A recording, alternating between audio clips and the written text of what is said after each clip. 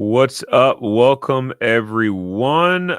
Today, we have an exciting newsletter for you. Welcome to the Franchise Empire newsletter, where we break down different franchise opportunities for you. And today, we are going to talk about, I'm going to make this bigger so you guys can see it better.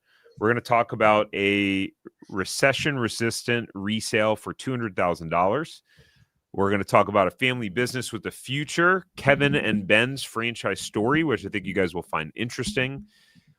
Have you ever driven by a KFC and wondered how much does it cost to open a KFC? How much money do KFC locations make? If you've ever wondered that, we're going to tell you the answers to it today. And we'll talk about a recent video we made around, can you keep your job and still own a franchise? What an interesting debate. Before we get started, I have just a quick message for you guys. All right, well, if you're new here, my name is Tarek Johnson. I'm the CEO and founder of Franchise Empire, and I'm here with our head of brokerage, Mr. Mark Magerman. Thanks for joining, Mark. Hi, Tarek. Nice to be here. Thanks. All right, so we got some good stuff today, Mark. So I know you're the one that selected this resale, and actually, let me see. This is that a preview, blog preview? I think this is live now. Let me see if so people can follow along at home if they would like. It is. So I'm gonna drop this in the chat in the comments for you guys if you want to take a look and see what we see. And if you want to make sure you get these on Sunday mornings, then go to the link that's scrolling at the bottom of the page, franchiseempire.com/newsletter, because we send out this entire newsletter in an email every Sunday morning at 8 a.m. Eastern. But yeah, Mark, tell us about this resale, if this thing will stop acting funky. Before I do, I will say that obviously this newsletter works because I had an email this morning and the gentleman must have seen this newsletter yesterday in his inbox, and he wants me to introduce him to the franchise the seller of this resale, this one specifically. So, oh, really? Yeah, he reached out and said, Mark, I'm interested. And I said, well, I'd like to have a little meeting with you before we go further.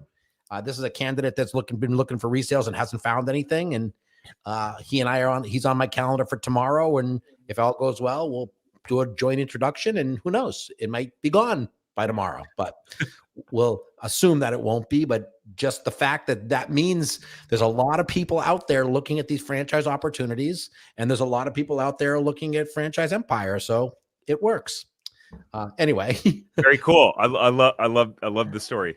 I digress, but this is in the Dallas, Texas area, which is nice because in many cases, we're not even given, they might tell us northeast or southwest of a state, but they don't give us the exact city and state. So this is Dallas, Texas. It's a service business, but it also has dual revenue streams, both residential and commercial.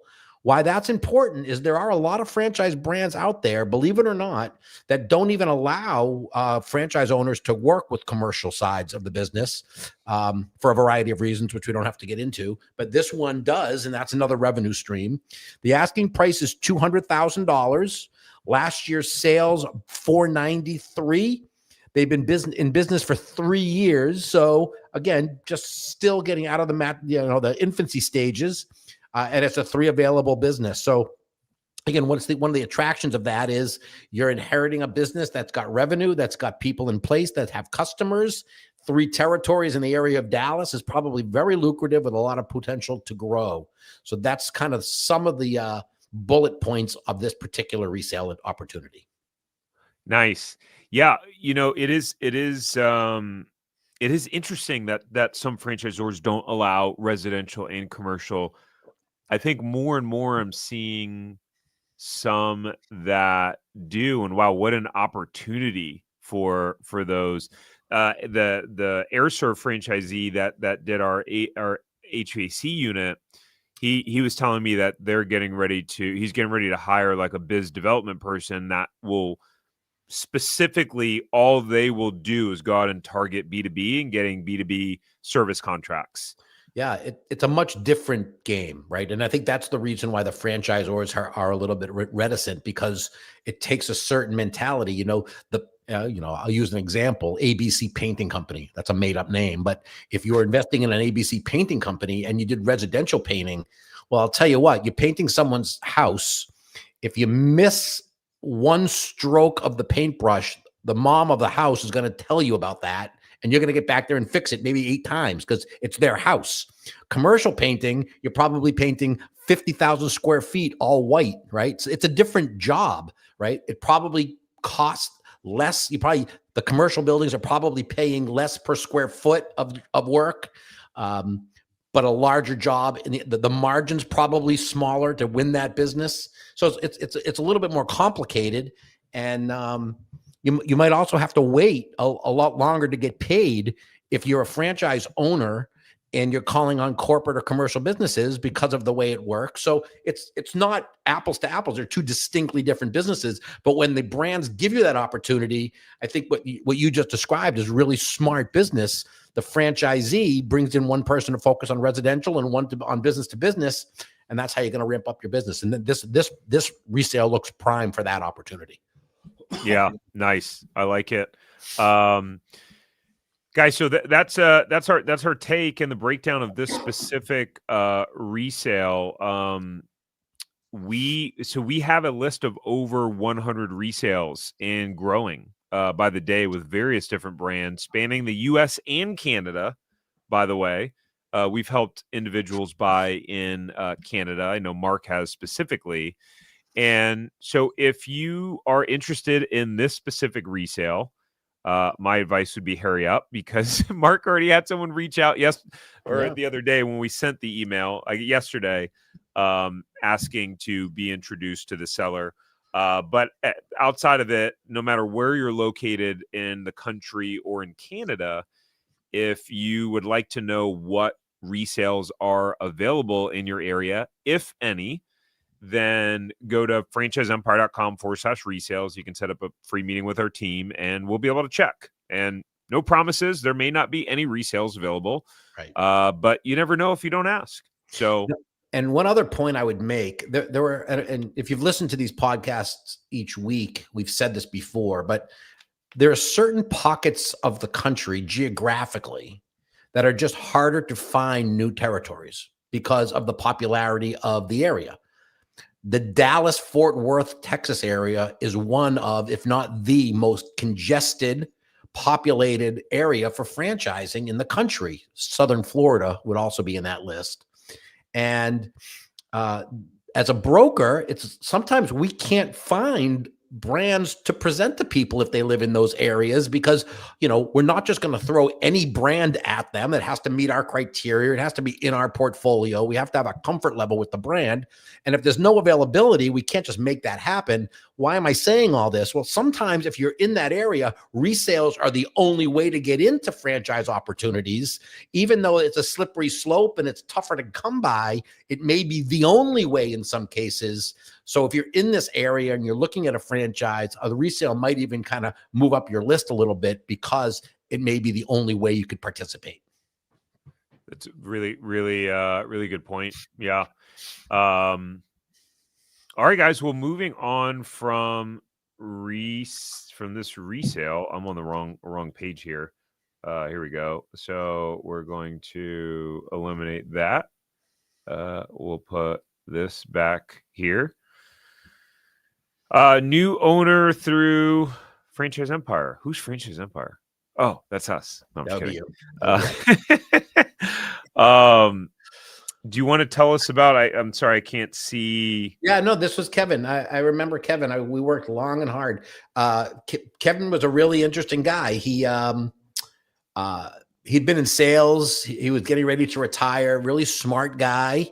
Had a son, and a lot of reasons why people decide franchising might be for them is for legacy purposes. And his son was hardworking, and his dad did real well, and he wanted to find something.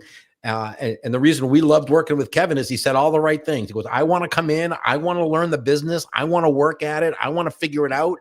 I want to bring my son in so he could ultimately take over and run with it. So that was the challenge that he gave us, what he was looking for.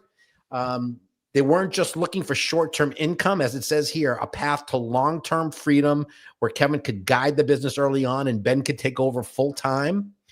As is not, as is more often than not the case, home services becomes very attractive to people who are looking for those type of opportunities. So we, again, evaluated several options. They found the one that made the most sense. And it was a longer process because, again, Kevin had to, free up time and they had to figure out if this was right for him. And I think it was just about I don't know, maybe 4 weeks ago, Tarek. I'm not sure. 4 to 6 weeks to let us know that they were going to go forward on it. And I don't think we want to share the business. Can I share the category, or is that? Of course. So they found a pool service company, maintenance in a service, and it's not an install. It's not a construction company, but mostly what they liked about it was the recession resistance, A, but B, the membership model where it's recurring revenue coming in. So they felt that in their hometown of Oklahoma City, if they can go get a customer and clean their pool and they do a really good job, they'll be asked back again and again and again. And then those people will tell other people. So they really like that recurring model. It's a father-son team. I think they're going to do really, really well.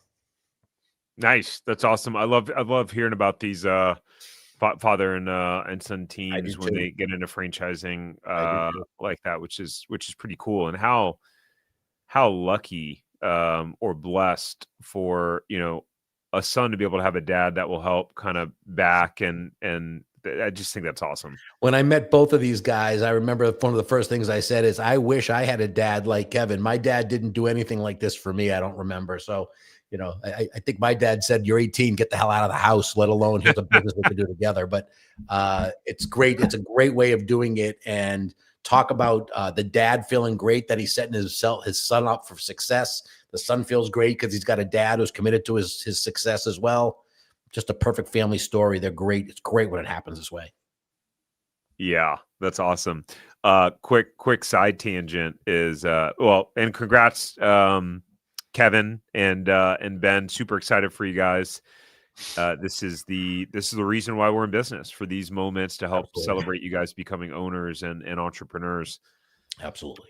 Side note, talking about sons. So we were traveling for Thanksgiving, and we were in an Airbnb visiting Bridget's family, and there was like a mini Monopoly game in the Airbnb, and our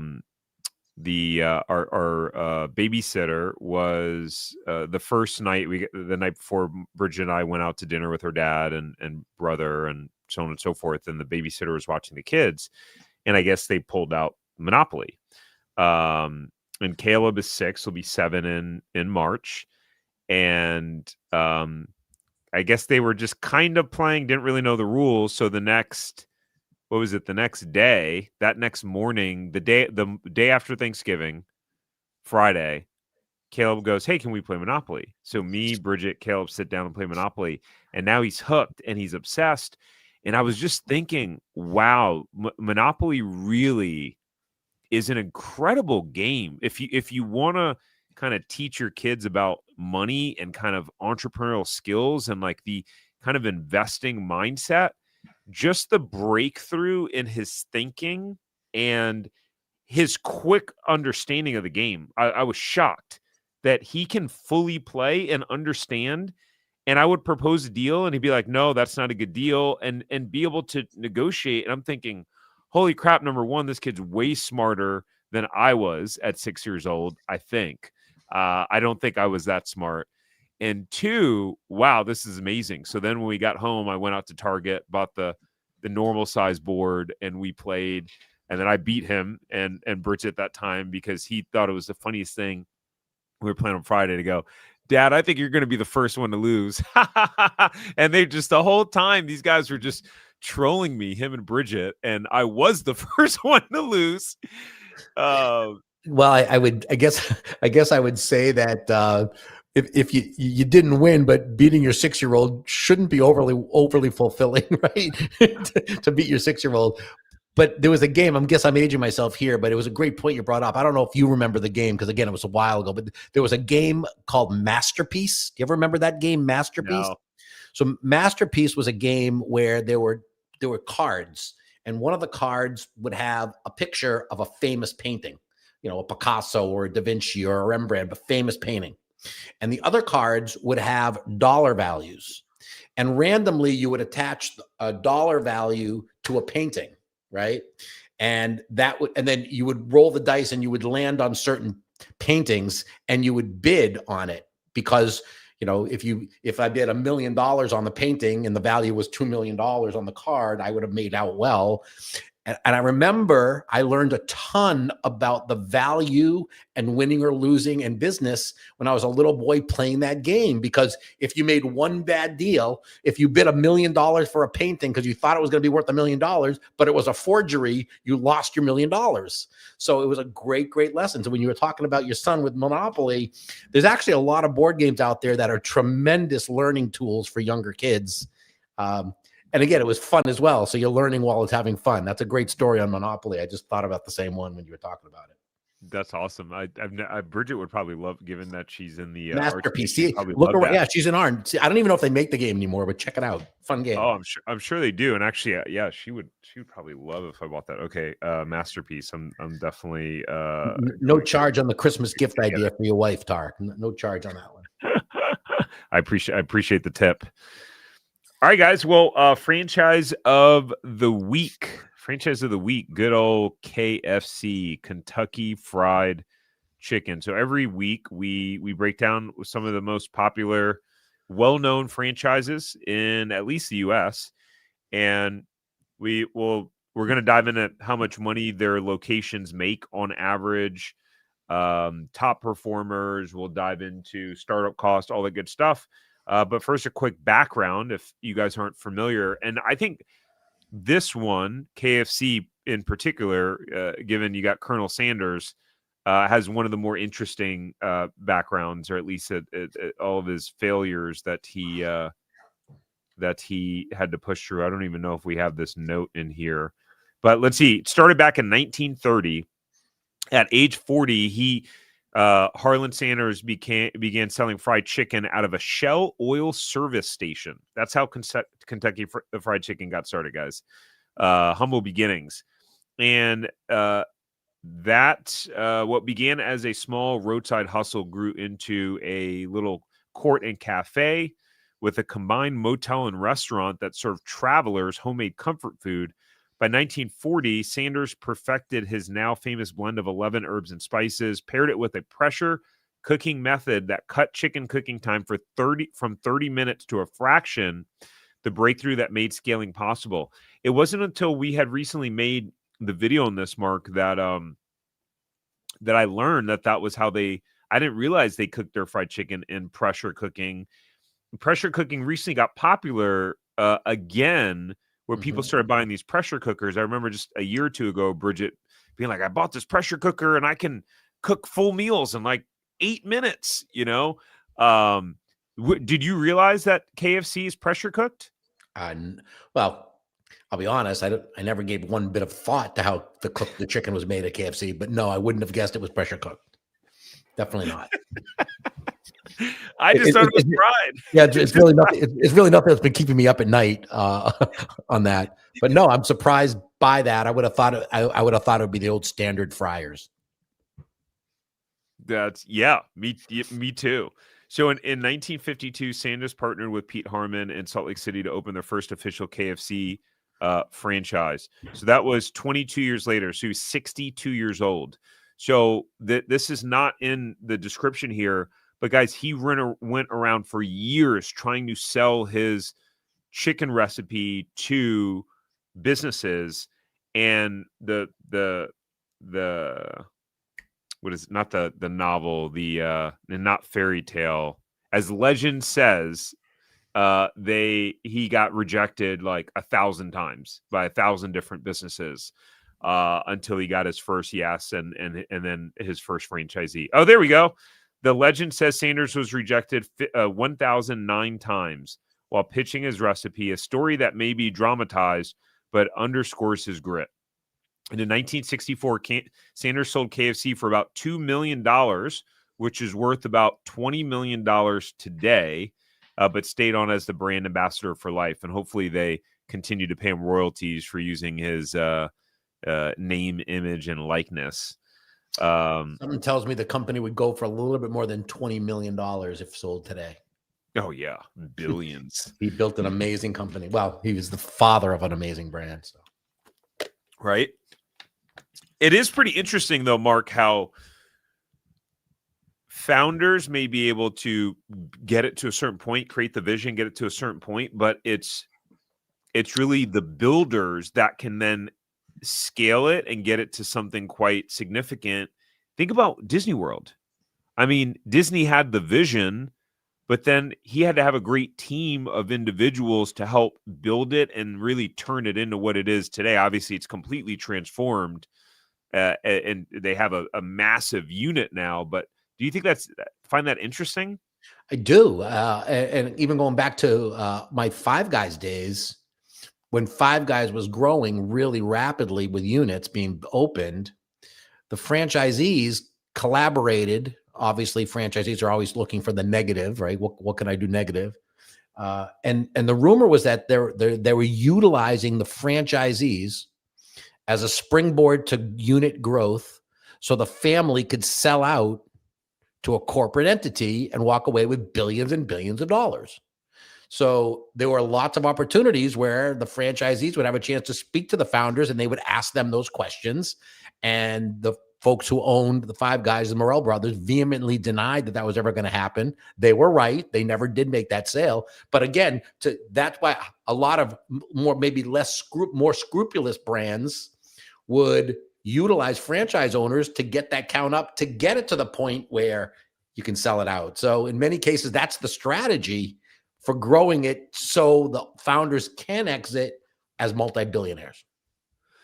Yeah, interesting. Well, I don't necessarily see anything wrong with that. I mean, if you're, I think building a quality business and saying that, okay, you want to then sell it. I don't think, like, if the founders of Five Guys had sold it, like, I wouldn't be surprised. Or no, but it creates some anxiety in the franchisee network because what's the strategy?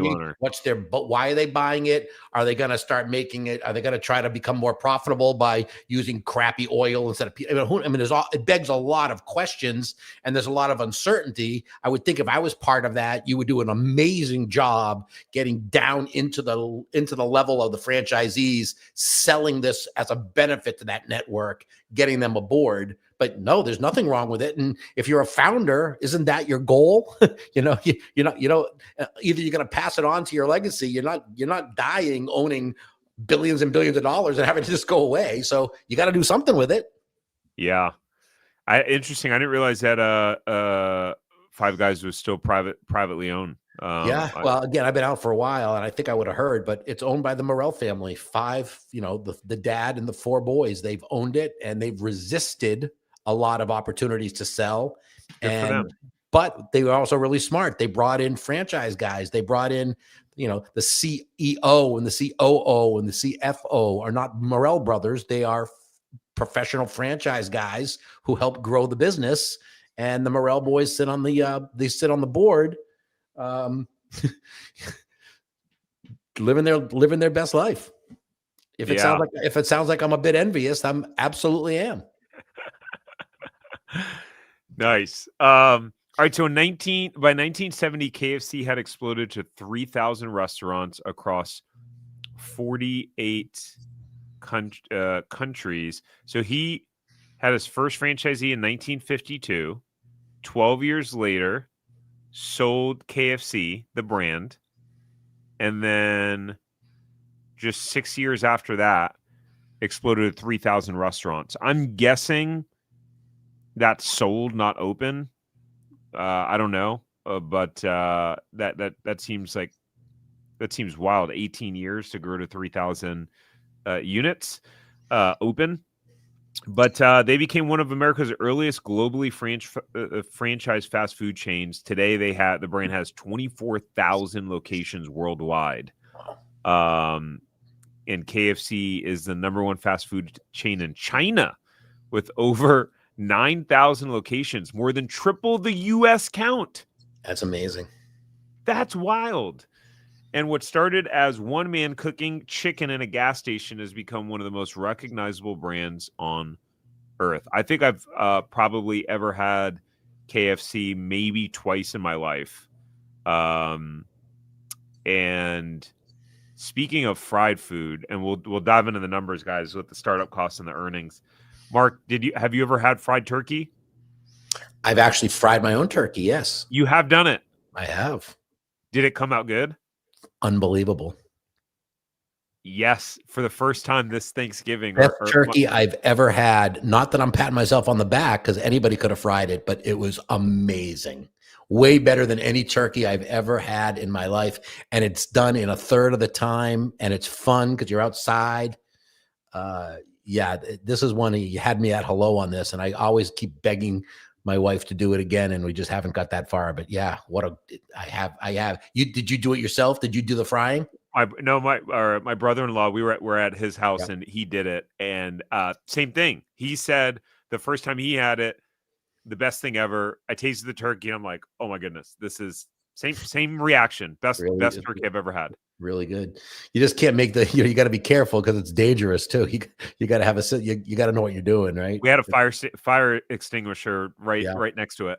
Don't fill the oil up past the halfway point spot. Don't put the turkey in frozen. I mean, basic 101 guidelines if you don't want to burn your house down.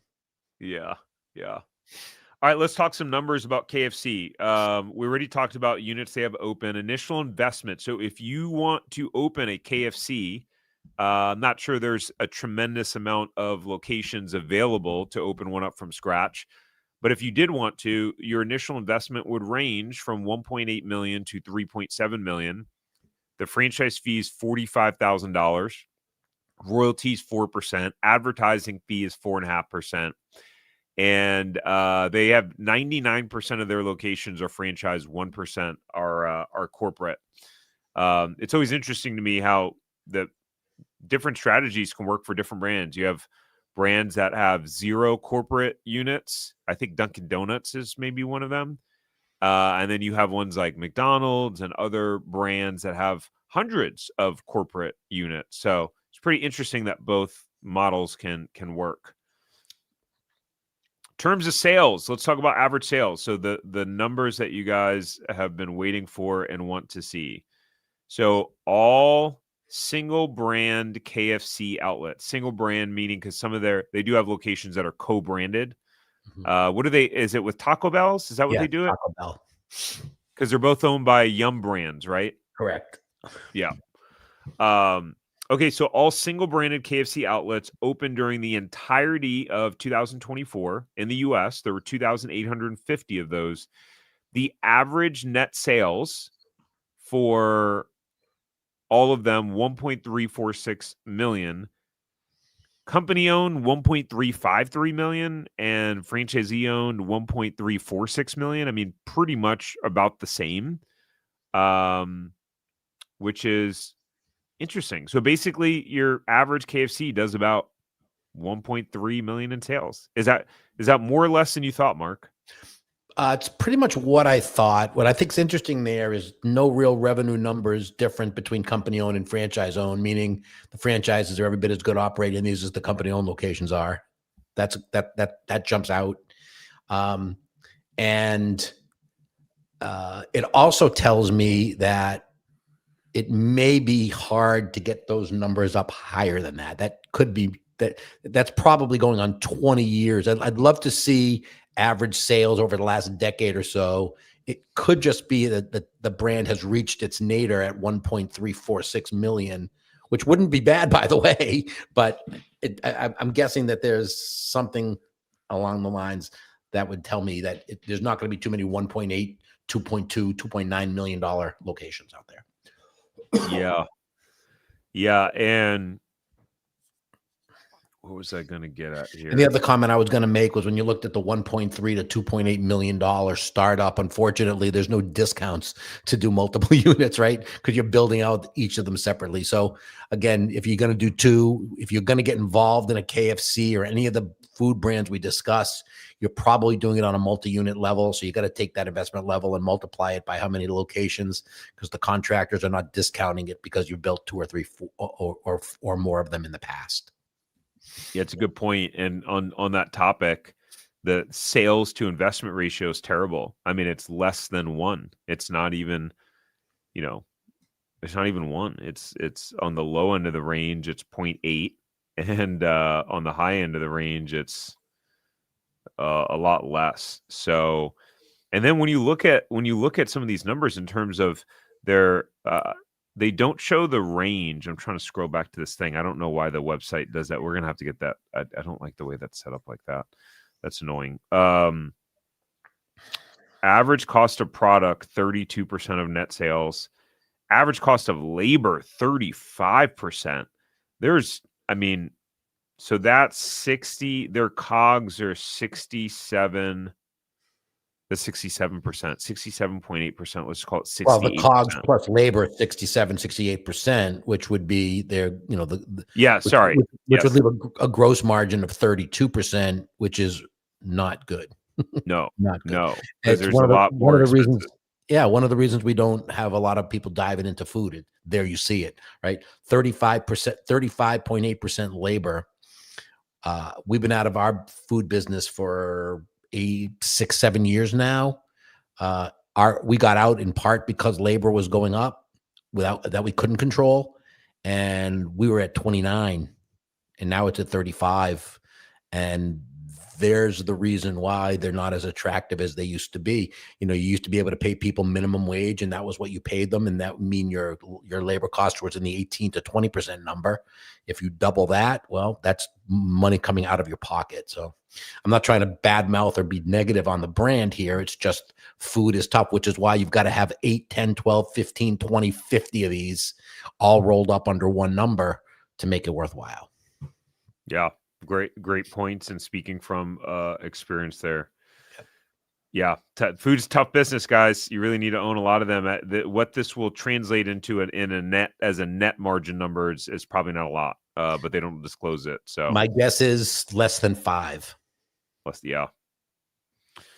Whoo, that's a lot of money and capital to risk for less than 5% net. I do not disagree with you on that. Yeah. Guys, all right. So our most recent, by the way, if you think that not think, but if I guess if you're thinking $2 million to start a KFC is not the range that I want to be in. And I'm interested in lower cost franchises, and I want to know if they're available in my market. Then you can go to franchiseempire.com/check territory. We can check and see what non-food franchises that have a fraction of the startup cost, if they're available in your market based on your skill set, financial budget, goals, etc. And then let's talk about our most recent piece of content. So we got Mark, we got Laura, looking great. And this episode, Laura's certainly looking great. I wouldn't say the same about myself, but Laura always looks good. Our team put the AI effect on it. You see it? It's got it like all glossed up. I think it looks fantastic. I do. Can you keep your job and still own a franchise? So if you're wondering about this, hey, I might want to buy a franchise, but can I keep my job? Can I just work 10 hours a week? What do I have to do? What sort of time commitment is involved? If you want a honest, detailed kind of answer on that, around the pros and cons, then go watch this video. You can watch it on our Franchise Empire YouTube channel, or it's on any of the podcast platforms, the audio version of it. So go check that out. And that's about it. Mark, anything else to add before we rock and roll? No, I really enjoyed that content we got to do with Laura on whether or not you can have a business and keep your full-time job. It's a one of my most passionate topics when I talk to my candidates. So give it a listen. And not sure everybody's going to love all the answers we came up with, but it's certainly, I think it was, when I remember doing that, it was very poignant, and the information is very, very practical and useful. So take a listen. Not just saying it because I was on it. It was great information, and not often enough is there a conversation with potential franchise owners about the pros and cons of not of leaving your job when you go. And a lot of people want to avoid that topic, but we don't. Yeah, and just to, before we wrap on that, there's a lot of folks out there in the franchise space that are quite vocal and aggressive and telling people, yeah, keep your job, work 10, 15 hours a week. We don't subscribe to that really thought process. The only asterisk or caveat is like you're an experienced business owner, and you have an equity partner. You watch the video because we talk about it. Mark breaks it down, and Laura talks about it. But this whole idea of let me just work. I can work 5 to 10 hours a week and have someone else manage something that I just put my life savings into. See how that works out. Yeah, that, and the thought of, the expectations people have until they're educated is I can keep my full-time job, devote part-time effort to my new business, but expect full-time results. That's where the rubber doesn't hit the road. So yeah, are there opportunities where you can keep your full-time job and get into a passive business? Sure. But your results are going to be part-time and passive as well, because that's there's not too many opportunities in business where you don't get out of it what you put in. We'll leave it at that. Yeah, it's a great way to end. Mic drop. All right, guys, you guys have a great rest of your day. Mark, I'll see you again, same place, same time next week. Thanks very much. Bye-bye. Thanks. Bye.